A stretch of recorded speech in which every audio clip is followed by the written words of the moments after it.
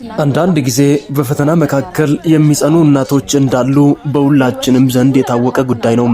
በዚህ መካከል ታዲያ በእያንዳንዱ ቀን በፈተና መካከል የሚያልፋቸውን ልጆቻቸውን የሚያጸኑ በሐዘንና በደስታ ጊዜ ከልጆቻቸው የማይለዩ ቀደምትና ፊተኛ ሆኑ ነገሮችን የሚጋፈጡ እናቶች እንዳሉ በሁላችንም ዘንድ የጓዳችን ሚስጥርና የዕለት ተዕለት ተግባራችን ውስጥ የሚታይ የእናትነት ደግነት የሚታይበት ህይወት ላይ እንገኛለን።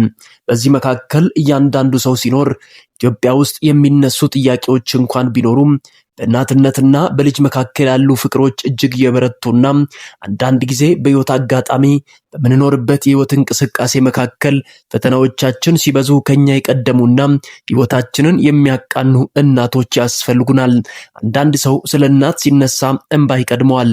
ይህ የሚሆንበት ምክንያት ምንድነው ብላችሁ ካላችሁ በኢትዮጵያ ውስጥና ከኢትዮጵያ ውጭ ያሉ ኢትዮጵያንና ወለደ ኢትዮጵያን ደግሞ ዲያስፖራዎችንም ጨምሮ በእናቶች ፍቅር የተነደፉና የሚያለቅሱ ምን አለበት እናቴ በህይወት ኖራ ብክሳትና ደስታዬን ባጋራ ብለው የሚያስቡ ሰዎች ብዛታቸው ቁጥሩ እልፍ ነው። የእናትነት ፍቅር ምንም ያክል ወዳጅነቱ የጠነከረው በገንዘብና በፍላጎት ወይም አለ እኔ አለኝ በሚሉ ሀብት ላይ የተመሰረተ ሳይሆን የእናትነት ፍቅር ከመወለድም ጀምሮ ረጅም ዓመታቶችን በሚኖርበት በደም ውስጥ የሚተሳሰር በጎ የህይወት መንገድ እንደሆነ ይታመናል። በዚህ መካከል ኢትዮጵያን ለእናቶቻቸው ያላቸው ክብር እጅግ ጠንካራና በፈተና መካከል ወላጆቻቸው ወይም ልጆቻቸው እንዲጸኑ የሚያበረታ ብርቱ መንገድን የሚያቃኝ እንደሆነ ይነገራል።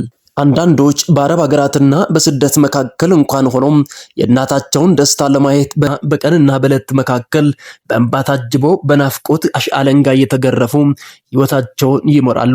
ኢትዮጵያ ውስጥ እናትን የማይወድ ሰው አለ ብሎ ማሰብ እጅግ ከባድ ነው። ይህ የሚሆንበት ምክንያት ምንድነው ካላችሁ ብዙ ጊዜ እናቶች በፈተና መካከል ልጆቻቸውን ያሳድጋሉ። ይህ የሚሆንበት ምክንያት ምንድነው ካላችሁ አንዳንድ ጊዜ ያልተመቻቸ የኑሮ ህይወትና መንገድ በዛ እንዲያልፉ ያስገድዳቸዋል። ለራሷ ጠግባ ሳትበላ ልጆቿን የምትመግብ እናት ኢትዮጵያ ውስጥ በዛለችም።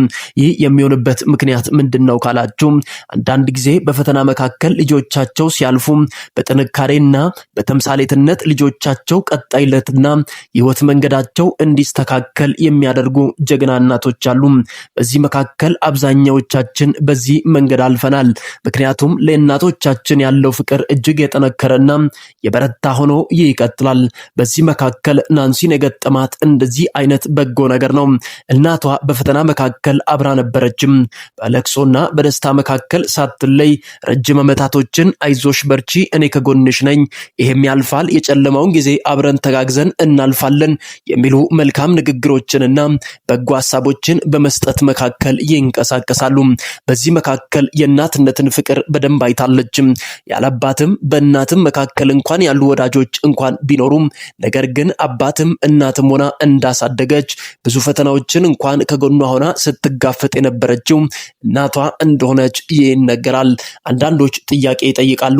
በሁለቱ መካከል በዚህ ልክ የጠነከረ ፍቅርና ወዳጅነት እንዴት ሊመሰረት ቻለ የሚሉ ጥያቄዎች ይኖራሉ። ሁለቱ አንድ ላይ በቴሌቪዥን ፕሮግራሞች እንኳን በቀረቡ ሰዓት ዩቲዩብ ቻናሎች ላይም ቀርበው ሲያወሩ ሁለቱም አንድ ወዳጆች ናቸው። በፈተና መካከል አብረው ጸንተዋል። ወዳጅነታቸው ከሚስጥር በዘለለ በጋድ የሚታይና በመውደቅና በመነሳት መካከል የጸና እንደሆነ ይነገራል። በዚህ መካከል ታዲያ ድንገት አዳዲስ ነገሮች ወደ ህይወት ይመጣሉ። ፈተናዎች ይበረታሉ። እናቶች ሁሌ ደስተኛ እንዲሆኑና እንዲስቁ ልጆቻቸው ይፈልጋሉ። ይህ የሚሆንበት ምክንያት ምንድነው ብላችሁ ብትጠይቁ አንዳንድ ወላጆች ለራሳቸው ሳይኖሩ እናትነትን በደንብ አጉልቶ ያሳያሉ። ምን አለበት በህይወት ኖራ እናቴ ዛሬ ደረስኩበትን ደስታና ከፍታ ባይ የሚሉ እልፍ ሰዎች በየጓዳው ያለቅሳሉ። ይህ የሚሆንበት ምክንያት ምንድነው ካላችሁ አንዳንድ እናቶች ለራሳቸው ሳይኖሩ በእሳት መካከል እያለፉና ከሚሰሩት ስራ መካከል አንድም እንኳን ሳይመቻቸው ለልጆቻቸው ደስታ እየሮጡ ህይወታቸው ለአንዴና ለመጨረሻ ጊዜ ያሸለበ ሆኖ ይታያል። ይህ ደግሞ እጅግ ልብ ሰባሪ አሳዛኝ ሆኖ በኢትዮጵያና ከኢትዮጵያ ውጭ ባሉ ወንድሞች እናቶች መካከል ልብ ሰባሪ ክስተት ሆኖ ይቀጥላል። በዚህ መካከል ታዲያ ገና ደስታዋን አጣጥማ አልጨረሰችም። ሁልጊዜ የእናቴን ደስታ ፈልጋለሁ ብላ ብትል እንኳን አንዳንድ አለመግባባቶችና ኮሽታዎች በመካከላቸው ተፈጠሩ። ይህ የሆነበትም ምክንያት ምንድነው ብለን ብንጠይቅም አንዳንድ ሰዎች በሃይማኖት ምክንያት አልተግባቡም። እናቷ እጅግ ደስተኛ ናት። ምክንያቱም ደግሞ ያ ደስተኝነቷ ደግሞ ሙሉ የሚሆነው ናንሲ መጀመሪያ በነበረችበት ቤተክርስቲያን ወይም በቀደምት ቤተክርስቲያኗ ረጅም ዓመታቶችን ብትቆይና እስከ ሞት ድረስ እንኳን እዛ ብትቆይ የነፍሴ ደስታ ነው ስትል እናቷ ሁልጊዜ ትናገራለች። ናንሲ ደግሞ ምንም ችግር የለውም እናቴ፣ እኔ የራሴን ምርጫ መርጫለሁ። እኔ ደግሞ ደስተኛ ሆኜ የምኖርበትን ስለምትፈልጊ አሁን ባለውበት ሁኔታ ደስተኛ ስለሆንኩኝ ቅር ሊልሽ አይገባም የሚሉ ሐሳቦች ሁሌም በመካከላቸው እየተነሳ ይቀጥላል። አንዳንድ ጊዜ የኢትዮጵያ ሕዝብም ጥያቄ ያነሳል። እናቷን የምትወድ ከሆነ ከቀደምት ቤተክርስቲያን ለምን ወጣች? ውሸት ነው ፍቅሯ ብሎ ቢናገሩም ነገር ግን በሚዲያ ላይ ቀርበው እርስ በርስ ሲለቃቀሱና አንዳንድ የፍቅር ቃላቶችን ሲናገሩ እንሰማለን። ከዚያ በኋላ ግን ናንሲ ሃይማኖቷን ቀይራ ወደ ጴንጤው ዓለም ከገባች በኋላ አንዳንድ ነገሮች ጥያቄ ሆኖ በእናቷ ዘንድ እንደቀሩ ይነገራል። የእናት ደስታ ሁልጊዜ ሙሉ ሊሆን የሚችለው ከልጆቹ ደስታ በላይ ከፈጣሪው ጋር ያለው ነገር መስመር ሲይዝ ነው። የናንሲ እናት ደግሞ ለዚህ አልታደልኩም የማለት አይነት ነገር ውስጥ ናት። ምክንያቱም ልጇ በጥቂት ጊዜያቶች መካከል ሃይማኖቷን ቀይራ ወደ ሌላኛው ዓለም ተጉዛለችና ቀጣይ ጣፈንቷ እጅግ ልቧ ላይ ትልቅ ጥያቄ እንደፈጠረ ብዙዎቹ ሶሻል ሚዲያዎች ላይ ይዞ ሲያንቀሳቅሱት ሰማን።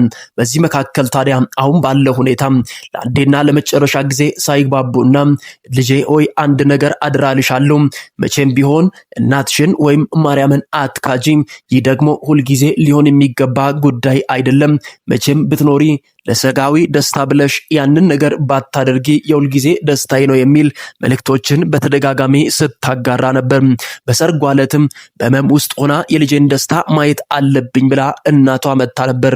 ይህ ነገር ደግሞ ፊቷ ላይ በህመምና በአንዳንድ ሁኔታዎች ውስጥ እጅግ ፈተና ውስጥ እንደምትገኝ ፍንትው አድርጎ የሚያሳይ ሆኖ ይቀጥላል። የናንሲ እናት አሁን ባለችበት ሁኔታ ትላንትና በፍቅርና በበጎነት መካከል በፈተና ጸንታ ያሳለፈቻት አሁን ባለችበት ሁኔታ ሃይማኖቷ አለመጠንከሯና ሃይማኖት መቀየሯ እጅግ ልቧን ቢያሳዝንም ነገር ግን ልጅ ናትና ለአንዴና ለመጨረሻ ጊዜ አቅፋ በደስታዋ በሰርጓም ተገኝታ እንኳን ደስ ያለሽ የሚል መልእክቶችን አጋርታ ማለፏ በሁላችንም ዘንድ ግልጽ ጉዳይ ነው። ታዲያ ለአንዴና ለመጨረሻ ጊዜ እቺ የምትወዷትና በእናንተ መካከል ደግሞ በቲክቶኩም በተለያዩ ሶሻል ሚዲያዎች ላይ ተጽዕኖ ፈጣሪ የነበረችው ናንሲ ለአንዴና ለመጨረሻ ጊዜ እናቷን ተሰናበተችም። ሐዘኗን መቋቋም አልቻለችም። ልቧ እጅግ ተሰብሯል፣ አዝኗልም። በዚህ መካከል አንድ ጥያቄ አለ። በናንሲ በኩል አንድ ጥያቄ ይነሳል። የእናቷ ኦርቶዶክስ ሆኖ ወይም ሃይማኖቷን ወይም ሳትቀይር ወደ ጴንጤው ዓለም ሳትመጣ መሞቷ በናንሲ መካከል እጅግ ልብን የሚሰብር ጥያቄዎችን ያስነሳል የሚሉ ሐሳቦች አብሮ ይነሳሉ።